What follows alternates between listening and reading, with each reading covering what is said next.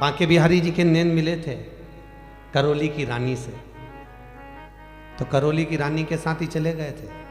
और वृंदावन के लोगों ने बांके बिहारी को ढूंढा, बहुत ढूंढा, तब मालूम पड़ा कि करौली की रानी के साथ भाग गए।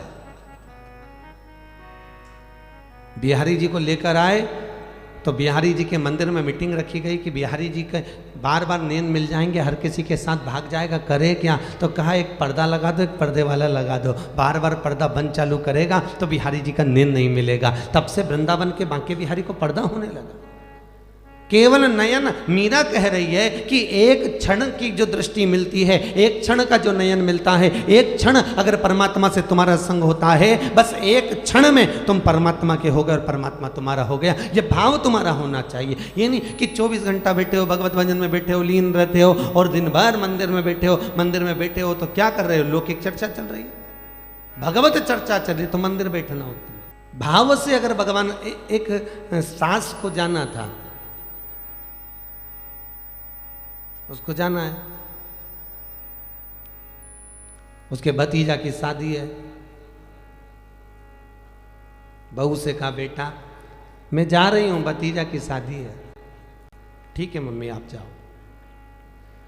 बेटा एक बात बताएगी, अपने घर में ठाकुर जी की सेवा है, छोटा सा लाडला है, लड्डू गोपाल है, उसकी सेवा कर लेगी क्या? माँ कर लूँगी, क्या करना है तुम बता दो, बस कुछ मत करना। सुबह से 3 बार ताली बजा देना, भगवान को उठा देना, थाली में बिठा देना और बाटकी में बिठा के नहवा देना, कुनकुना पानी से नहवा के सुंदर इतर, कपड़े, मुकुट, काचनी, अलकावली सब लगा देना, भगवान का सुंदर चंदन इतर सब कर देना, तिलक काचनी सब कर देना। फिर भगवान को दर्पण दिखा देना, भगवान जब मुस्कुरा दे तब भगवान को राजभोग धरा देना, बस इतना करना, भगवान को वापिस सुला देना। ठीक है मम्मी कर लूंगी आप जाओ। बहू ने हाँ भर ली, सास चली गई। बहू सुबह जल्दी उठी, जल्दी उठ के उसने नहा धो के 3 बार ताली बजाई, भगवान को गद्दा रजाई में से उठाया, उठा के धीरे से भगवान का मुंह पोंछ के नहवाया, नहवा के सुंदर मुकुट, काचनी, कपड़ा सब पहनाया, पहना के बिठाया और बिठा के दर्पण दिखाया। पर दर्पण दिखाया तो भगवान मुस्कुराया नहीं। बहू को लगा मेरी सेवा में कोई कमी रह गई है, इसलिए भगवान मुस्कुरा नहीं रहे हैं, भगवान हंस नहीं रहे। सास बोल कर गई थी जब दर्पण दिखाए तो भगवान मुस्कुरा दे, और भगवान मुस्कुरा दे तो राजभोग धरा देना। अब ये तो मुस्कुराए नहीं, मतलब सेवा में कोई कमी है। तो बहू ने बेचारी ने वापस उनके कपड़े वपड़े सब उतार दिए। अब बहू ने कपड़े वगैरह सब उतार कर वापिस ठाकुर जी को फोड़ा दिया, सुला दिया, और सुला के फिर आई थोड़ा सा काम करके 3 बार ताली बजाई, ताली बजा के भगवान को उठाया, सुंदर थाली में बिठाया, फिर नहवाया, नहवा के फिर मुकुट, काचनी, तिलक सब लगा दिया, तिलक विलक सब लगा के और जल्दी से दर्पण दिखाया। जो दर्पण दिखाया तो भगवान तो हंसा ही नहीं।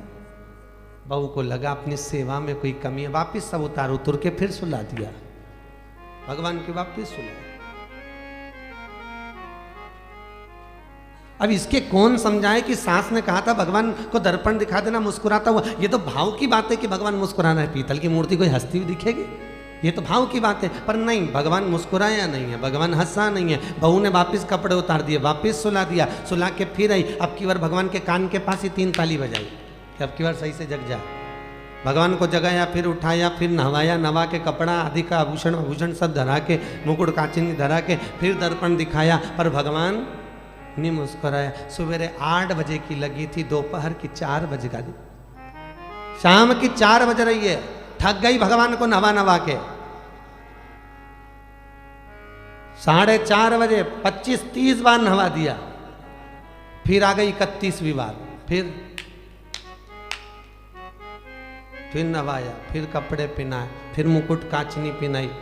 भगवान को लगा सुबह से केवल नवा रही है, कहीं खवा तो नहीं रही है।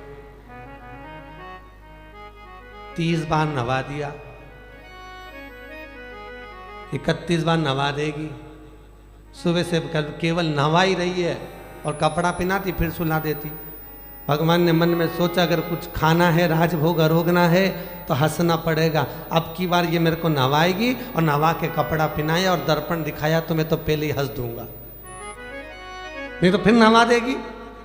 अब की बार बहू ने जो दर्पण दिखाया, इतने में तो भगवान मुस्कुरा दिए। और पीतल की मूर्ति में से भी तो दांत नजर आ गया, पीतल की मूर्ति में से भी दांत नजर आ रहे हैं भगवान के। पीतल की मूर्ति भी मुस्कुरा दी। जब पीतल की मूर्ति मुस्कुराई, बहू को लगा वह हंस दिए हैं, तब बहू तुरंत गई, राजभोग लाकर लगाया और भगवान का सुंदर आनंद करा के फिर भगवान को पोड़ाया। अब 2-3 दिन ऐसे ही करती रही। भगवान वो आए उससे पहले हंस देते, भगवान वो आए उससे पहले ही हंस दे, क्योंकि भगवान को मालूम है फिर नवा देगी, इसका कोई ठिकाना थोड़ी ना।